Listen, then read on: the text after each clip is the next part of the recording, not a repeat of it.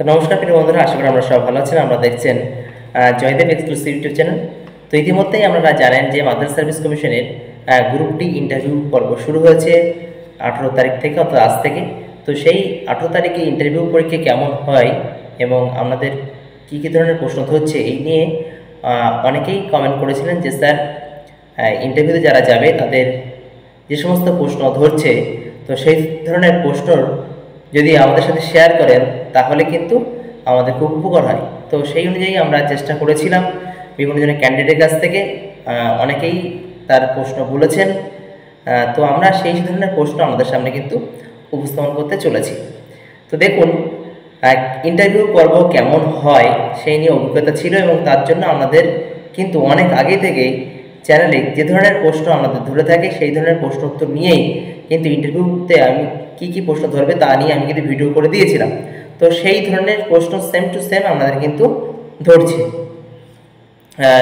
এবং আমি আপনাদেরকে বলেছিলাম যে জেলার প্রশ্ন আমরা অবশ্যই করে দেবো, আমাদের যে জেলায় বাড়ি তো সেই জেলার থেকে কিন্তু অবশ্যই প্রশ্ন একটা না একটি আমরা কমন পাবেন, সেটি হচ্ছে। এবং কারেন্ট অ্যাফেয়ার্স এবং জেনারেল নলেজ প্রত্যেকটি থেকে কিন্তু প্রত্যেক টপিক কিন্তু পরপর আমার চ্যানেলে দেওয়া রয়েছে। সেগুলো অবশ্যই যারা দেখেননি তারা অবশ্যই দেখে যাবেন। যাদের ইন্টারভিউ পর্ব এখনো বাকি আছে তো সেখান থেকে কিন্তু 100% কমন পাবেন। বারবার বলে দিয়েছি আমি, ইন্টারভিউ প্রচুর ভিডিও করা আছে, সেগুলো দেখে নেবেন। তো এবার আসি যে মেন ইন্টারভিউতে কী কী প্রশ্ন ধরেছেন। তবে তার আগে শুরু করার আগে আমি একটু বলবো যে প্রথম পর্বে যারা পরীক্ষা দিচ্ছেন সেম টু সেম তোমাদের কিন্তু সেই ধরনের প্রশ্ন নাও আসতে পারে, কিন্তু ওই টাইপের প্রশ্ন হবে। তবে প্রশ্নের যা মান সেখানে দেখা যাচ্ছে প্রশ্ন খুব সহজ সরল ধরেছে, উপস্থিত বুদ্ধি খাটিয়ে কিন্তু আমাদেরকে উত্তর দিতে হবে। এক্ষেত্রে ঘাবড়ানোর কিছুই নেই। এক্ষেত্রে বলে রাখি, যারা অ্যাডমিট কার্ড হারিয়ে ফেলেছেন তারা জিডি করে অবশ্যই ওখানে যাবেন, ওখান থেকেই কিন্তু আমাদের অ্যাডমিট কার্ডের ব্যবস্থা করে দিচ্ছে। তো এবার চলে যাব আমরা সরাসরি ইন্টারভিউতে কী কী ধরনের প্রশ্ন আমাদের সম্মুখীন হতে হচ্ছে। তো আমরা বলেছিলাম যে আমাদের নাম জিজ্ঞাসা করতে পারে, আমাদের ঠিকানা জিজ্ঞাসা করতে পারে, কোথা থেকে এসছেন। তো সেই ধরনের প্রশ্ন আমাদের কিন্তু হচ্ছে। তো এই ধরনের ক্যান্ডিডেট আমি অনেকটার কাছ থেকে পেয়েছি, তারা আমার সাথে যে প্রশ্ন উত্তরগুলো শেয়ার করেছেন বা প্রশ্ন শেয়ার করেছেন সেগুলো আমি আমার সাথে প্রোভাইড করেছি, পাশাপাশি উত্তরগুলো। তো প্রথমেই কিছু ক্যান্ডিডেটকে জিজ্ঞাসা করছে আমরা নাম কি। তা আমাদের নাম আমরা অবশ্যই জানেন, ঠিক আছে। আরেকজন ক্যান্ডিডেট জিজ্ঞেস করে তোমার নাম কি, পাশাপাশি তোমার নামের একটা মিনিং বলো। অর্থাৎ আমাদের যে নিজস্ব নাম সেই নামের সাথে যে সামঞ্জস্য অর্থ, সেই অর্থ কিন্তু অবশ্যই জেনে যেতে হবে। দ্বিতীয় আরেকজন বলছেন কোথা থেকে এসেছি, অর্থাৎ আপনি কোথা থেকে গিয়েছেন, অর্থাৎ আপনার থানা কোথায়, জেলা কোথায়, ব্লক কোথায়, গ্রাম কোথায় সেটা কিন্তু অবশ্যই বলতে হবে, ঠিক আছে। অর্থাৎ কোথা থেকে এসেছেন আপনি নিশ্চয়ই আপনার গ্রামের নাম বলবেন, অবশ্যই পাশাপাশি জেলার নাম বলবেন।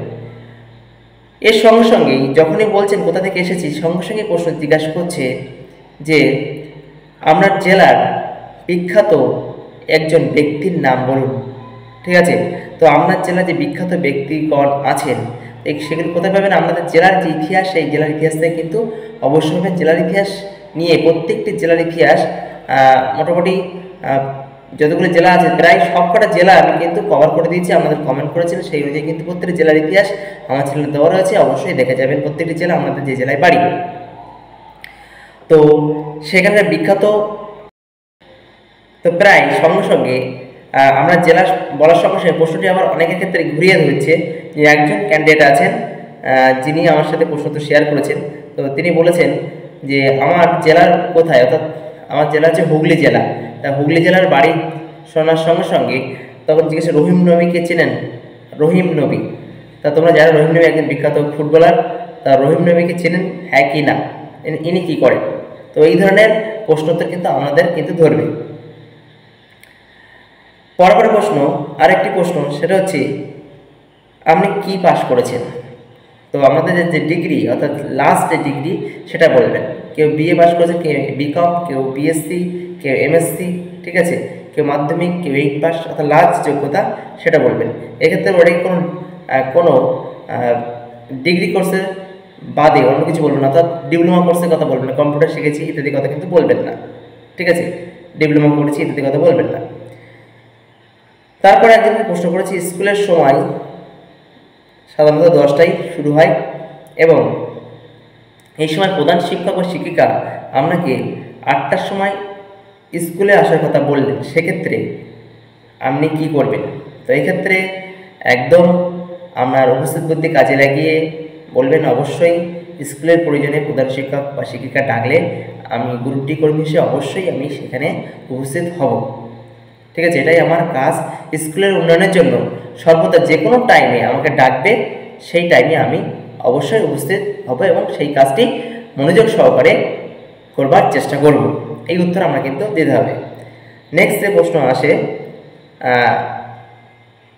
আপনার পোস্টিং যদি দূরবর্তী জেলায় হয় বা দূরবর্তী অঞ্চল হয়, সেক্ষেত্রে আপনি কী করবেন? তো এক্ষেত্রে বলে রাখি, আপনি বলবেন আমার উদ্দেশ্য ছিল চাকরি পরীক্ষা সফল হওয়ার পরে একটা চাকরি পাওয়া। তো সেখানে আমার যে জেলায় দিক না কেন আমি সেই জেলায় অবশ্যই চাকরি পেলে আমি সেখানেই চাকরি করব। তবে আমার নির্দিষ্ট জেলার মধ্যে হলে আমার একটু খুব ভালো হয়, এটাই। তো সেক্ষেত্রে আবার প্রশ্ন করেছেন, তো সেক্ষেত্রে আপনার পরিবার কি মেনে নেবে বা পরিবারে কোনো সমস্যা হবে? তো সেক্ষেত্রে বলুন না, এক্ষেত্রে আমার পরিবারের কোনো সমস্যা নেই, কারণ আমি নিজের ইচ্ছে নিজের যোগ্যতায় চাকরিতে জয়েন করতে চাই। এক্ষেত্রে পরিবারের কোনো সমস্যা নেই। ঠিক আছে, আমার যেখানে পোস্টিং দেবেন আমি সেখানেই চাকরিতে জয়েন করতে ইচ্ছুক। আচ্ছা, পরের প্রশ্ন যে পরের প্রশ্নটি একদম সহজ, একদম সরল, যে আপনার এত ডিগ্রি আছে তখন গ্রুপ ডি কাজ করতে চান কেন? তা অবশ্যই বলবেন আমার শিক্ষাগত যোগ্যতা আছে, আমি চাকরি পরীক্ষায় সফল হতে চাই এবং অবশ্যই আমার একটা চাকরি দরকার, নিজের পায়ে দাঁড়ানো দরকার। সেই কারণে যে কোনো চাকরি আমার কাছে সমান গুরুত্বপূর্ণ, সে গ্রুপ সি হোক, ডি হোক, বি হোক আর এ হোক, নিজের পায়ে দাঁড়াতে সকলে চাই। আমি শিক্ষিত হয়েছি, যে কোনো একটা চাকরি আমার দরকার। তো আমি এই চাকরি পরীক্ষা ফর্ম ফিল আপ করেছিলাম এবং যদি সিলেক্ট হই অবশ্যই এই চাকরিতে আমি জয়েন করব এবং খুব খুব উচ্চ মনোযোগ সহকারে কাজ করব, কারণ এক্ষেত্রে আমার গ্রুপ সিডির কাজের কোনো পার্থক্য নেই। তারপর জিজ্ঞেস করেছেন যে গ্রুপ ডির কাজ কী? তো এক্ষেত্রে বলে কি, আমরা জানেন গ্রুপ ডির কাজ কী, সেক্ষেত্রে আর বলা লাগে না, আমি অটোমেটিক অনেকগুলি ভিডিও বানিয়ে দিচ্ছি, তবু বলছি আমি যে এখন গ্রুপ ডির কাজ হচ্ছে স্কুলের ফাইলপত্র ঠিক জায়গায় রাখা, গুছিয়ে রাখা, বিভিন্ন কাগজে স্টাম্প মারা, হেড স্যার বা হেড ম্যাডাম যা বলবেন সেগুলো শুনে চলা, বিভিন্ন স্যার ম্যাডামদের সাহায্য করা, যেমন জল দেওয়া, স্কুলের পরিচর্যা করা, ঠিক আছে, পোস্ট অফিসে যাওয়া, ব্যাংকে যাওয়া, বিদ্যালয়ে নির্দিষ্ট ঘন্টা দেওয়া, অর্থাৎ প্রত্যেক পিরিয়ড অনুযায়ী ঘন্টা দেওয়া, ঠিক আছে, ছুটির ঘন্টা, প্রায়ারের ঘন্টা প্লাস প্রত্যেক পিরিয়ডের ঘন্টা দেওয়া, সমস্ত কার্যাবলী কিন্তু এবং কাগজে সিল করা প্রভৃতি কাজ কিন্তু গ্রুপ ডি কাজ। অর্থাৎ একেবারে জল তোলা থেকে শুরু করে একেবারে যতটুকু সব কাজ স্কুল বা কলেজের স্কুলের মাদ্রাসা সমস্ত ধরনের কাজ কিন্তু করার দায়িত্ব গ্রুপ ডির। শুধুমাত্র বাচ্চাদের পড়ানো বাদে বাদ বাকি সমস্ত কাজ, অর্থাৎ হেডমাস্টার মশাই প্রশাসনিক কাজে বিভিন্নভাবে সাহায্য করা, এই হচ্ছে গ্রুপ ডির কাজ। ওকে, আচ্ছা, পরে একজনকে প্রশ্ন জিজ্ঞেস করেছে বর্তমান রাষ্ট্রপতির নাম কি? তো এক্ষেত্রে আমরা রাষ্ট্রপতির নাম জানেন দ্রৌপদী মুর্মু, ঠিক আছে, তো অবশ্যই জানেন। তারপর পরে জিজ্ঞেস তার বাড়ি কোথায়, অবশ্যই আমরা জানেন যে ঝাড়খণ্ডেই বাড়ি ওনার ছিল, ঠিক আছে। তো এবার পরের প্রশ্ন জিজ্ঞেস করেছে আরেকজনকে যে বর্তমান ভারতের প্রধানমন্ত্রীর নাম কি? তো যখনই বলেছে নরেন্দ্র দামোদর দাস মোদী, সেই সঙ্গে সঙ্গে জিজ্ঞেস করেছে তিনি কততম প্রধানমন্ত্রী হয়েছেন, অর্থাৎ কততম। এক্ষেত্রে দুটো উত্তর আছে আমাদের সামনে, তিনি হচ্ছে 17তম প্রধানমন্ত্রী হয়েছেন, আর পাশাপাশি তিনি কতবার প্রধানমন্ত্রীর পদে আসীন হয়েছেন। তো এক্ষেত্রে তিনি 3বার তিনি কিন্তু প্রধানমন্ত্রী পদে আসীন হয়েছেন, ঠিক আছে। তাহলে সালে তিনি এসেছিলেন, 14 থেকে 19, 19 থেকে 24, আবার 24 সালে আবার জয় হয়েছে। সুতরাং আবার টোটাল আবার 24 থেকে 5 বছর থাকবে, অর্থাৎ টোটাল 3 বার তিনি প্রধানমন্ত্রী পদে নিযুক্ত হয়েছেন। ঠিক আছে, তারপরে আমি বলেছিলাম আমাদেরকে কিন্তু প্যারিস অলিম্পিক থেকে প্রশ্ন ধরবে। তো সেক্ষেত্রে প্রশ্ন এসছে, আপনি কি নীরজ চোপড়াকে চেনেন, নাম শুনেছেন? নীরজ চোপড়া, আমি বলেছিলাম প্যারিস অলিম্পিক থেকে প্রশ্ন ধরবে। তখন আপনারা বলবেন হ্যাঁ শুনেছি, বা তিনি কিসের সাথে যুক্ত, কোন খেলার সাথে? তোমরা জানো জ্যাভলিন থ্রো, তো জ্যাভলিন থ্রোর সাথে যুক্ত। যে পরের আরেকটি প্রশ্ন আছে, ঘুরিয়ে ফিরে কিন্তু অনেকেই কিন্তু এই প্রশ্নটির সম্মুখীন হতে হচ্ছে। তো সেক্ষেত্রে আমরা অবশ্যই মাদ্রাসা চেয়ারম্যানের, বর্তমান যে চেয়ারম্যান, সেই চেয়ারম্যানের নাম জেনে যাবেন। ঠিক আছে, সংখ্যালঘু উন্নয়ন মন্ত্রী বর্তমানে কে আছেন আমাদের পশ্চিমবঙ্গে, সেটা জেনে যাবেন। ঠিক আছে, তো এক্ষেত্রে আর আমরা কিন্তু এই দুটো প্রশ্ন জেনে যেতে হবে, কারণ জিজ্ঞাসা করছে সংখ্যালঘু উন্নয়ন মন্ত্রী বর্তমানে কে আছেন। তো সংখ্যালঘু উন্নয়ন মন্ত্রীর নাম আপনারা জানেন। ঠিক আছে, তো সেই সংখ্যালঘু উন্নয়ন মন্ত্রী আমাদের মুখ্যমন্ত্রী। এর পাশাপাশি মাদ্রাসা সার্ভিস কমিশন কত সালে প্রতিষ্ঠিত হয়, এই প্রশ্নটা অবশ্যই আপনারা জেনে যাবেন। মাদ্রাসা সার্ভিস কমিশনের বর্তমান চেয়ারম্যান কে? ঠিক আছে, পিবি সেলিম, বর্তমান তিনি চেয়ারম্যান পদে উন্নীত হয়েছেন। তো এই ধরনের প্রশ্ন কিন্তু আমাদের ধরছে, অর্থাৎ এই ধরনের টপিক কিন্তু আমাদের ধরা হচ্ছে।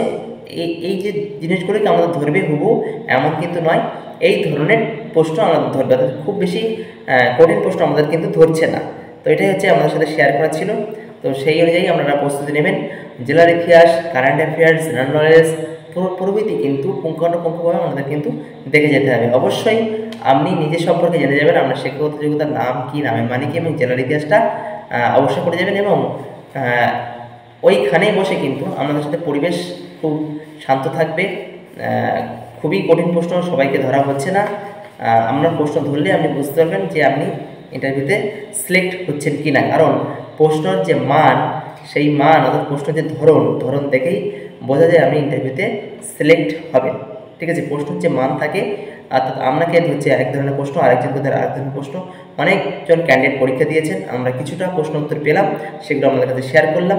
ঠিক আছে, তো সেক্ষেত্রে যারা ইন্টারভিউতে যাবেন, আপনার প্রশ্নের মান যদি সহজ হয় তাহলে বুঝে যাবেন ইন্টারভিউতে বেরিয়ে আসার পরে আপনি সিলেক্ট হচ্ছেন। ওকে, সকলে ভালো থাকবেন, সুস্থ থাকবেন। যারা চ্যানেলটি নতুন অবশ্যই সাবস্ক্রাইব করুন এবং বন্ধুত্ব কিন্তু শেয়ার করবেন। নমস্কার।